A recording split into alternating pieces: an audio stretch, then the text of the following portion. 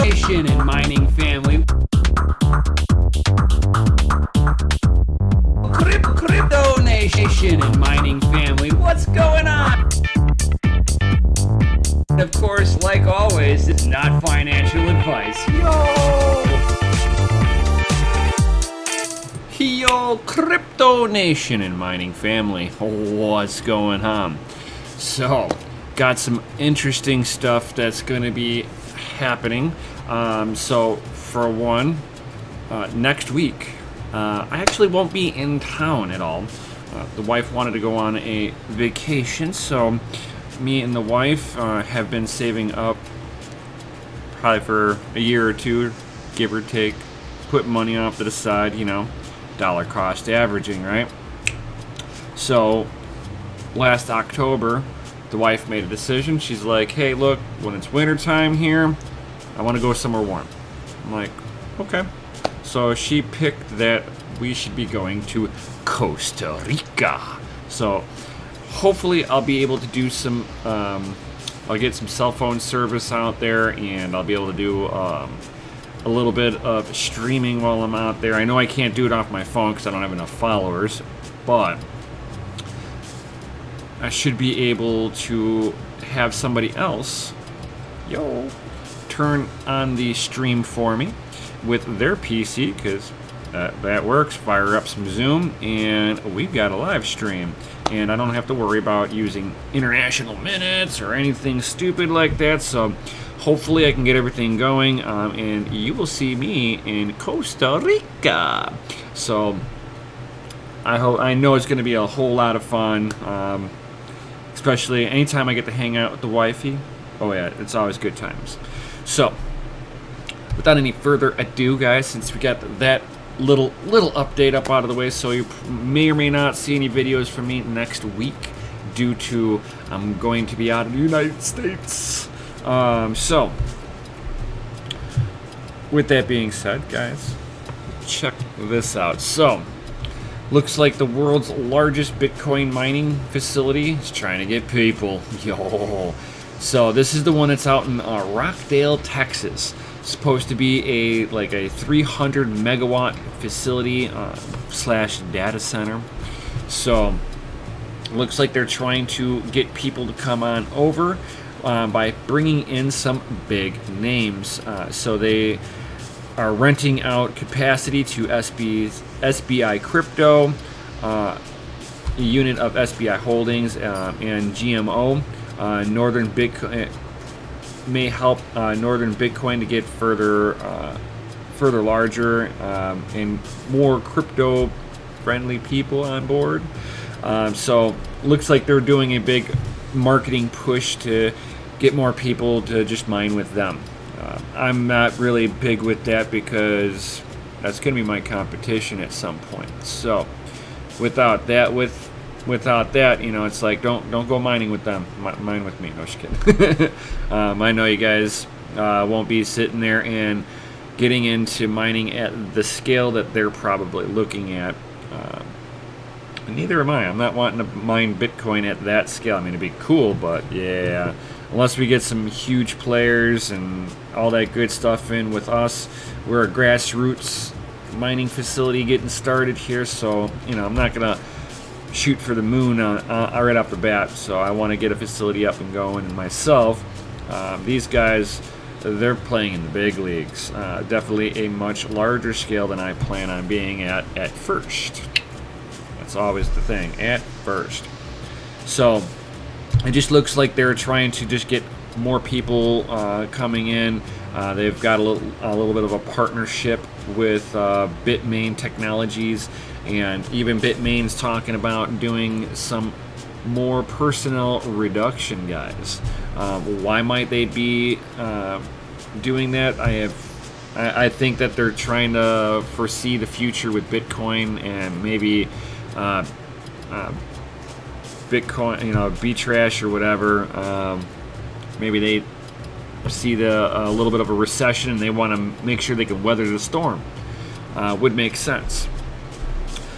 So, I mean, you have this going on, which is really nice that you have a company is trying to bring in more mining orientated people together, just like I'm trying to do. Yo! But they're going after the big fish. That's not my demographics. So, you check this out, guys. So it looks like CoinDesk is reporting that Bitcoin mining power hits a fresh all-time high. Yo! So, looks like the miners are still adding on new machines into their farm. I wouldn't sit there and think that it was going to drop quite yet. I know that during the bear market, the hash rate dropped a little bit, but you're talking big giant facilities that turned off their stuff prior to the price, with the price dropping because they couldn't pay their bills at $3,200 Bitcoin, which I get it. Best to turn it off temporarily, knowing that you're going to weather the storm in the long run. So, looks like all these people are now turning their machines back on, guys. So that's actually going to be a really interesting thing.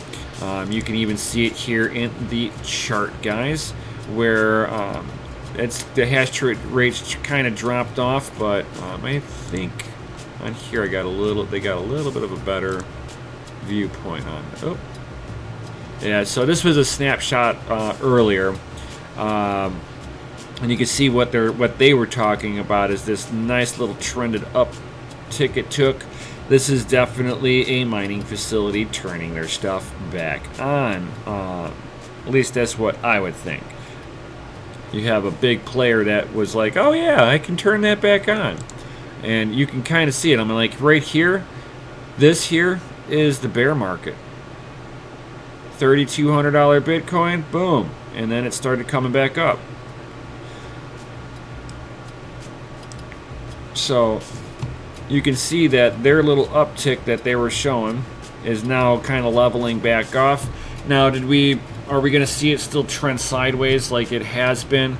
I think so. I think, if anything, this might have been either a facility turning their machines back on after a prolonged bear market, and they're trying to scoop up the last little bit of that busy bit before the happening in May, or it's just new hardware coming on board from existing mining facilities. This could even be the Rockland, Texas facility starting to turn their stuff on.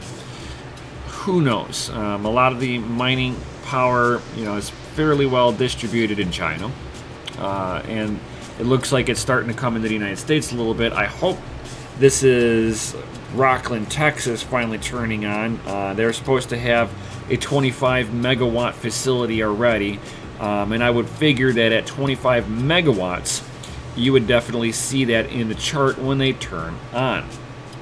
That's just my own little 2 cents on it, but I'm gonna definitely be like I usually do, is I keep an eye on this hash rate, because this means a lot in the long run.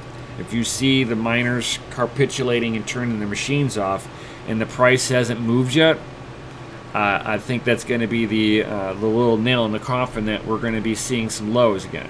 So, seeing that the uptick is happening, it looks like the miners are still a little bullish. You're not seeing anything new come on board, which is fine. Because anybody who is thinking about opening up a mining facility just for that busy bit at this point, I would hold off. You're going to set up all this infrastructure before it happening, and you're probably not going to find that this is going to be the best move for you.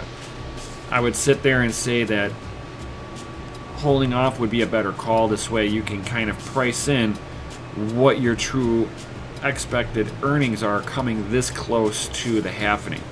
If you're already an existing mine, you should have already been prepping for the inevitable happening, which means that you either have the most efficient hardware or you are one of the most competitive people out there. So, myself, I'm not going to be looking at expanding into Bitcoin with the happening coming up. I'll definitely wait until after the happening before I make any decisions myself. So, not financial advice of any sort. It's just the game plan that I'm putting in front of myself. So take it for what it is, right? And then taking for what it is, guys. You guys have been paying attention to CES? I have. I've been glued to this because leaks, rumors, and whatnot are going to be flying rampant around here, and it looks like Lisa Su has confirmed a few things. So they did their keynote speech already the other day. Lisa Su definitely came out with a lot of good information. The people that followed up behind her, a little dry on the speech-wise. So if you guys are rewatching the AMD section of it after Lisa Su, I put it on 2 times speed because that was really boring. But she kind of went through and answered a few things. One of them is that people have been begging for an NVIDIA competitor from them. So everybody's going, when is there going to be a high-end Navi? Now, I've already known that there was a higher-end Navi that's out there in the works, but it doesn't look like they are ready to release it yet. But at least Lisa Su has confirmed on something that hadn't actually been fully announced, only a few leaks. So there will be a high-end Navi. She doesn't say that it's going to directly compete with NVIDIA, but it looks like she wants to that they're planning on it being somewhat competitive to the RTX series, which, if they bring out the 3900 series GPU, is it going to be more competition to the RTX 2070, or are they actually going to try to go toe-to-toe with a 2080 performance, which means it's going to have some good computing units in there and be able to handle a lot of workloads on the core and not be so memory bound on their cards. That's the only real issue that I have with their gaming or mining. They are very memory bound. So if the game doesn't lean on that memory, AMD's not going to shine. NVIDIA will, because NVIDIA put everything into the core. They wanted it to be able to put the displays out instead of remembering what it rendered and trying to cheat it out a little bit so that it's not re-rendering the same thing 3 times. It does it once, where NVIDIA just brute forces it. So, that's some of my 2 cents on that aspect. They were also asking, when is the 7 nanometer products going to be coming out, and all she said was the upcoming quarters. So there's no real release date. They're talking about sometime in 2020. Probably, if I had to take a guess, it'll be the later part of 2020. Will they come out with that? I'd be really shocked to see them come out with this during the summertime. I would be really happy to see it and see what the actual real numbers and performances are, so that I can kind of try to calculate it for mining wise or gaming. Because the last few products that they've put out, I have to say, GPU wise, I'm not happy. I haven't been happy with their GPUs realistically since Vega. Yeah, your Vega 56 and your Vega 64, I was never a really big fan of how much heat they threw out, and the performance lag that I would see some of the people that I know utilizing it for gaming.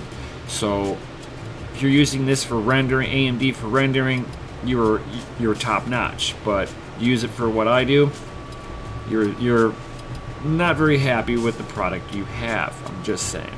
That was me. But she did say that they're planning on doing this, and they are also might, I guess, bring out the next evolution of our DNA. So they might bring out this year RDNA 2, which should, according to them, should be on par with the high-end RTX series. So is it going to be the 2070 high-end or 2080 Ti high-end? I hope it's the latter, but time will tell. So, boom. And then, guys, I got one more thing. Just one. And then you guys can go back to whatever you were doing. Yo! So, I had a great person, a member of our community. So, big shout out to my man, Nefarious Technologies. I've been helping him with stuff at his work, kind of like a little side hustle myself. Always have a side hustle, that's what I always say.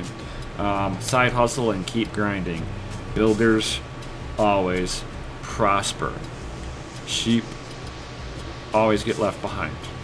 That's just my 2 satoshis on it. But getting off topic here.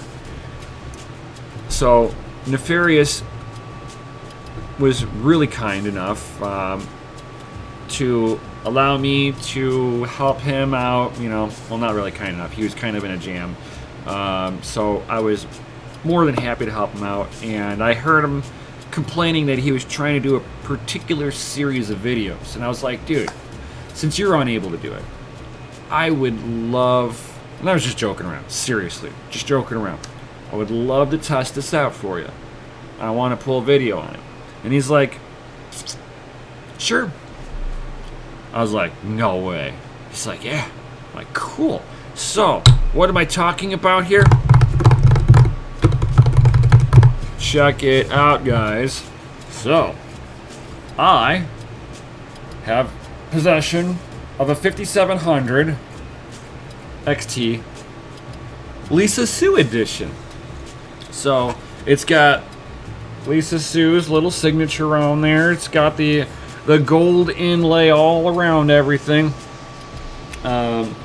It's got that weird, goofy dent in this. It looks like Lisa Sue got mad at this and hit it with a crowbar, and they were like, ship it.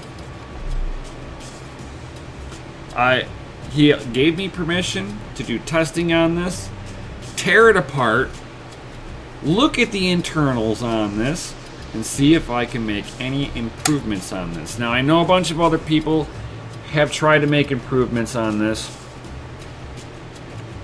It's my turn to see if I can get junction temperatures down on this, get it stable hashing on some of that Ethereum at over 100 mega hashes. I want to try to see if I can get 110 mega hash with this. That will be my first goal. So I did plug this into Hive. Hive saw the card, but does not recognize the memory in this. So I'm going to be updating Hive, see if I can get Hive to actually see this and run it on there.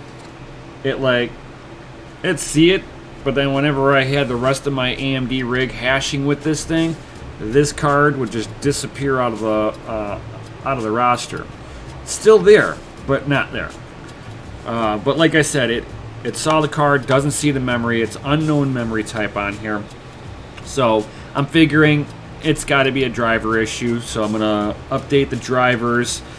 But I'm not going to have a whole lot of time this week, considering that Friday I leave out of town. So this will probably get put on the back burner for 1 week. So in 1 week's time, expect to start seeing some 5700 series content coming out from you guys. And then once I'm done doing all my testing with it, I will be giving it back to Nefarious, because it is his. I did not buy this off of him. He was just amazingly awesome enough to let me borrow this.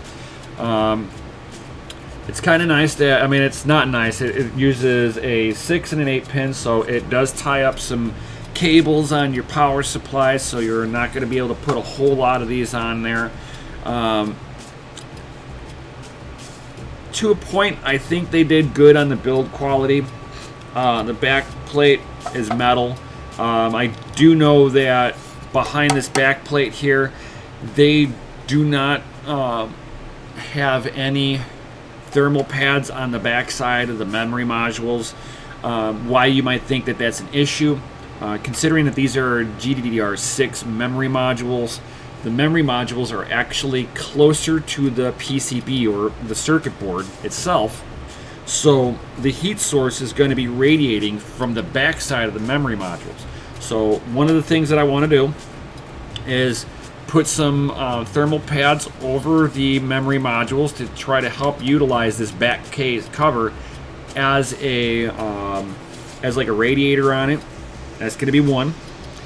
I'm going to check out the thermals between that, running with it like that, and with the back cover off. See if that makes any difference on the junction temperature. So I have got a plethora of testing environments on this that I will definitely keep you all updated on. I will, if Hive doesn't want to play nice with me on it,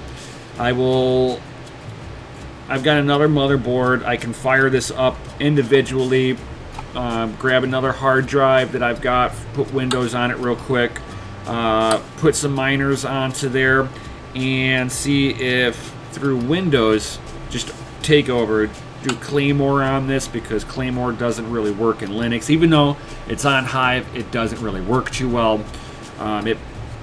They didn't complete the library for that on Linux, so I'll be able to do that better on Windows, play with the straps and everything like that, and see what I can do. I wish I had an LM2 pot and actually see what this bad boy really can do, and then tell him that if I break it, I will buy you a new one. But that's not the case on this one, so I'm definitely just going to be doing as many tests as I can, air-cooled, and seeing if through its own blower, if I can improve any of the thermals on this. I know the best way is going to be to improve thermals on this is going to be putting an EK water block on here, and or an LM2 pot.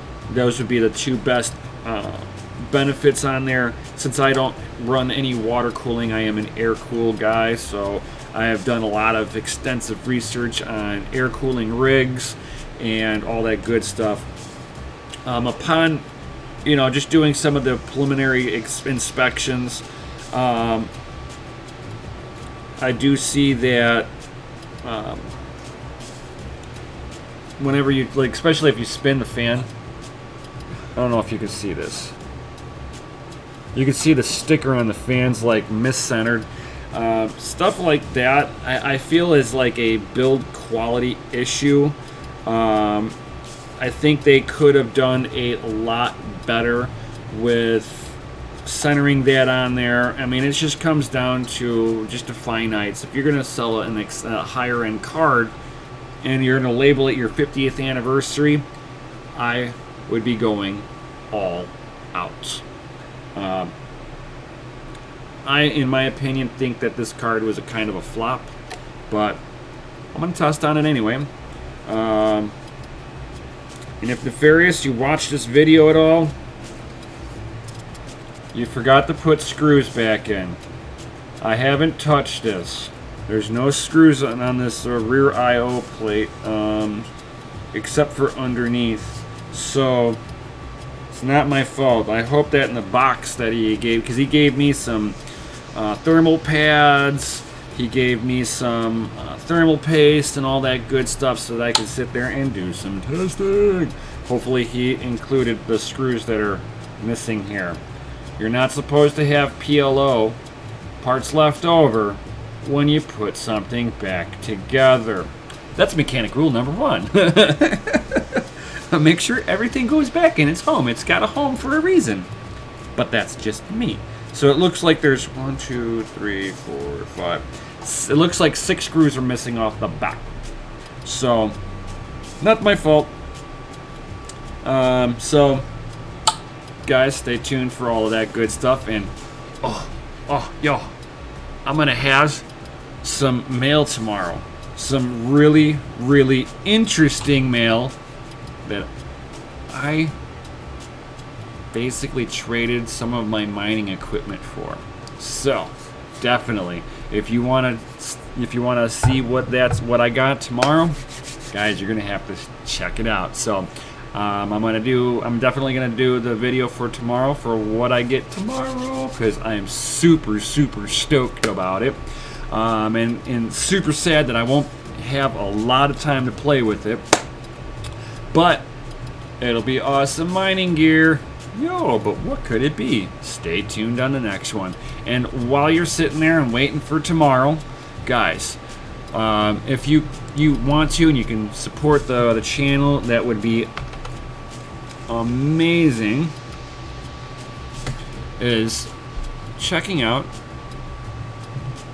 HotRodMining.com. Yo, you can help support the channel so I can help get all of this awesome knowledge out to you. Pretty much I've been doing all this stuff for free, all out of pocket. I bought this awesome Pi out of pocket, and I showed all you guys how to set that up for Monero mining. Don't worry, you're not going to get rich off of it. Sorry, I'm going to disappoint you right now. But definitely, I would love to see you guys check out HotRodMining.com. You can get awesome hats like the one that I'm wearing right now. Some amazing shirts. Support the channel directly. Plan B. And then, yo, check this out. Supercharged t-shirt. This one was made by a fellow community member, guys. So, amazing. Definitely check that stuff out. Oh! Got some sweatpants, some shorts, some awesome jackets. And of course, guys, some PC equipment. What? So, I would love to see you guys check this stuff out. It's just some small stuff that I offer. I don't make a killing off of it, but it does help when it comes down to getting some new equipment for some testing. Like, I'm wanting to get myself an LM2 pot. If you guys are not familiar what that is, it is a... I should have actually pulled this up.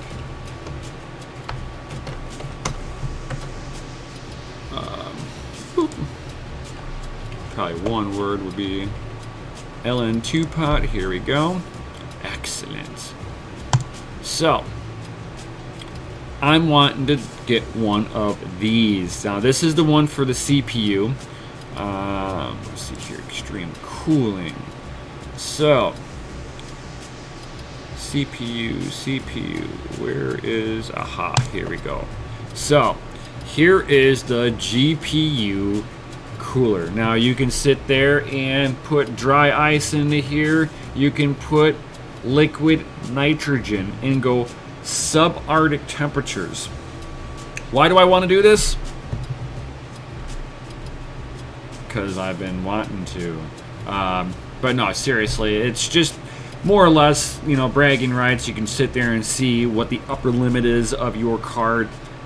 Is it something that I would recommend anybody to do? No. You have a potential of actually ruining your cards doing this. But if you have an understanding of what you're doing and you've done your research right, and you can do this slowly and take your time while doing this, you can sit there and start achieving higher hash rates. It will cost you a whole lot more per hash per watt. It is not practical for straight up mining. I just want to be able to do it just for the same reason people do this for gaming. They benchmark this card and they want to see the upper limits of its benchmarking capabilities. Not that it can sustain it forever, but it's the mere fact that it was able to score that number. So that's going to be something that I'm going to be wanting to do. Is I'm going to go through and I'm going to try to grab cards here and there, try to get my hands on all of them, and put them under LM2 pot for extreme mining. Yo, so definitely, guys, stay tuned for that one. And like always, I will, like always, definitely smash the like button, subscribe if you haven't, hit the bell notification, and if you find anybody else kind of gets into, like, especially like the extreme mining, definitely send them over my way. I think that they're going to have a hoot and a blast with me and Mikkel sitting there and doing all of these just wild benchmarks. I've been kind of kicking around this idea for a little while now, and I think I'm going to pull the trigger on it before we open up our mining facility. So I got some of the gear now. Oh, and definitely stay tuned for all the testing. Stay tuned tomorrow for what I'm getting in the mail. Yo! And with that, I'll definitely see you all on the next one. Peace!